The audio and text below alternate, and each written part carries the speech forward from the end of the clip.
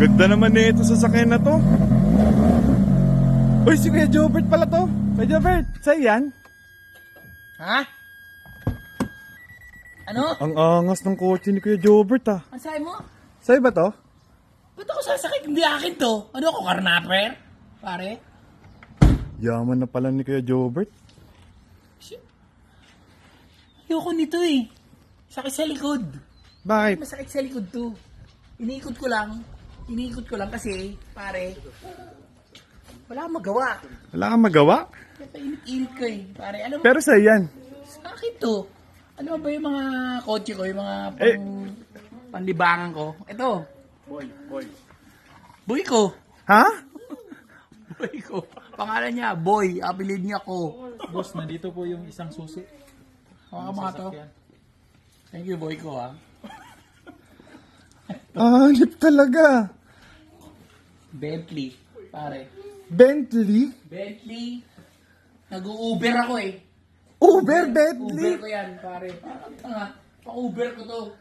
Yung pan-deliver ko ng mga DoorDash yan. Ferrari DoorDash? Ang yaman talaga ni Kuya Jobert. Ayop. My DoorDash and this are Uber. Ha? Ang angas mo naman dyan. Nakita mo ba may lakad ako? Pag may lakad ako, tiniterno ko to sa damit ko. Oo nga no. Naman nakapula ako. Hindi ko gagamitin yan. Terno to. Terno. Galing. Jobert, bilib na ako talaga sa'yo. So makita yung pang, yung pang araw-araw ng kotse. Saan?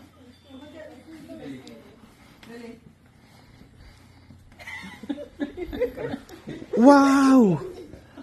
778 Paxter pang araw-araw. Pang araw-araw ko yan. Pagka pupunta akong grocery, pumupunta ako ng basketball court, kasi ang maglagay ng 6 na bola dyan. Saan mo nilalagay yung grocery mo? Ito? Oh. Pinamimigay ko sa mga kababayan natin na hindi nakakaangat-angat sa buhay. Tapos ito yung pagka nanghiram ng kotse yung mga kaibigan ko, wala sila. Ah. Ito.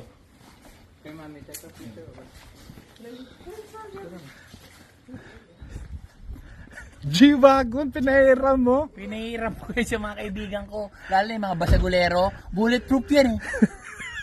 Ha? Yung mga mahilig bakit pag-away, yung pinapahiram ko, G-Wagon bulletproof. Ayos ah.